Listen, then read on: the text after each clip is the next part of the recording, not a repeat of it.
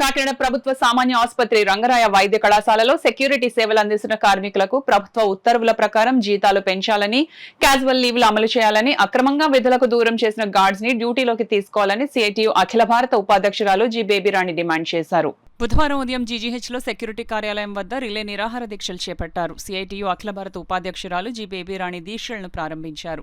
ఈ సందర్భంగా ఆమె మాట్లాడుతూ జీజీహెచ్లో సెక్యూరిటీ గార్డ్స్ కి ప్రభుత్వ ఉత్తర్వుల ప్రకారం జీతాలు చెల్లించడం లేదన్నారు. ఫిబ్రవరి నెల జీతం నేటికి సెక్యూరిటీ గార్డ్స్ కి గానీ, శానిటేషన్ వర్కర్స్ కి గానీ అందలేదన్నారు.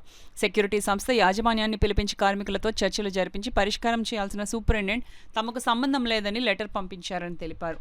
ప్రిన్సిపల్ ఎంప్లాయీగా సూపరింటెండెంట్ వారి వైఖరిని వారి విజ్ఞతకే వదిలివేస్తున్నామన్నారు. జీతాలు పెంచాలని, క్యాజువల్ లీవ్లు అమలు చేయాలని కోరుతున్న సిఐటియు సభ్యులను అక్రమంగా విధులకు దూరం చేశారని తెలిపారు. తక్షణమే కార్తికేయ సెక్యూరిటీ సర్వీసెస్ యాజమాన్యం కార్మికులతో చర్చలు జరపాలని, కార్మికుల డిమాండ్లపై రాతపూర్వక ఒప్పందం చేయాలని డిమాండ్ చేస్తున్నామన్నారు.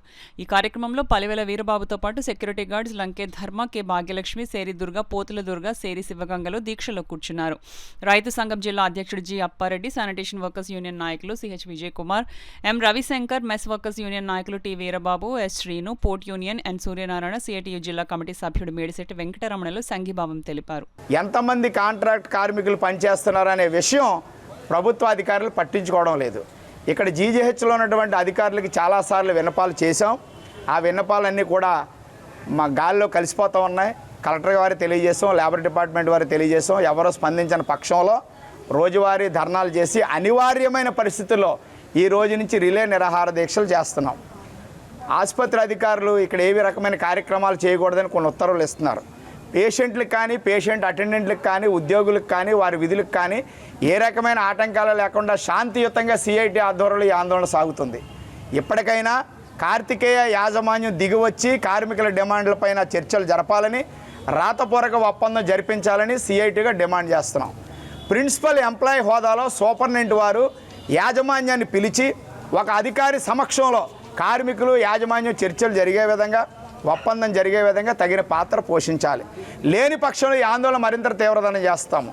జీజీహెచ్లో ఉన్నటువంటి అన్ని సంఘాల కార్మికుల్ని కూడగట్టుకుని ఉద్యమాన్ని ముందుకు తీసుకెళ్తాం. కాకినాడ నగరంలో ఉన్న సిఐటియు అనుబంధ సంఘాలు, ఇతర సెంట్రల్ ట్రేడ్ యూనియన్స్ కూడా మద్దతు పొంది ఈ ఉద్యమాన్ని ముందుకు తీసుకెళ్లాలని భావిస్తున్నాం. కాబట్టి జరగబోయే పరిణామాలకి కార్తికేయ యాజమాన్యం, అదేవిధంగా జీజీహెచ్ అధికారులు బాధ్యత వహించాలి. మా బాధ్యత కాదని తెలియజేస్తున్నాం. తక్షణమే స్పందించాలని విజ్ఞప్తి చేస్తాం.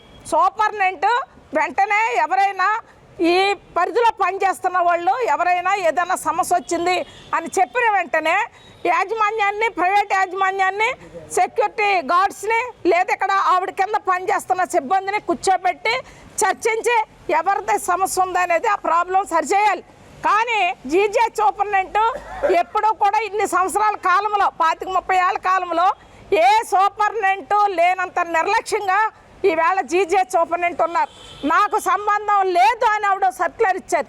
ఈ సర్క్యులర్ ఇవ్వడానికి ఆవిడ యొక్క విజ్ఞతగా వదిలేస్తున్నాం. కానీ ఇది కరెక్ట్ కాదు, ఇది పెద్ద చేయకండి.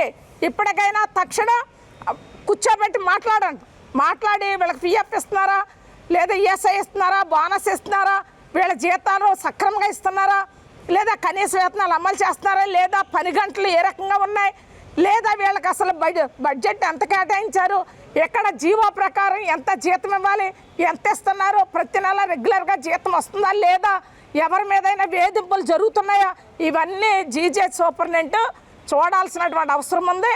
అది గిన ఆవిడ వెంటనే ఇక్కడ వాళ్ళకి ఆనుకలుగుతుంది, వీళ్ళకి ఆనుకలుగుతుంది, ఇక్కడ ఆందోళన చేయొద్దంటే మాత్రం సహించేది లేదు.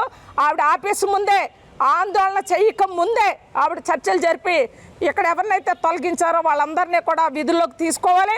వాళ్ళకి వెంటనే పని కల్పించాలి, బకాయి వేతనాలు చెల్లించాలి, పిఎఫ్, ఈఎస్ఐ, బోనస్ వంటి సౌకర్యాలు కల్పించాలి, జీవో ప్రకారం వేతనాలు ఇవ్వాలని చెప్పేసి డిమాండ్ చేస్తాం.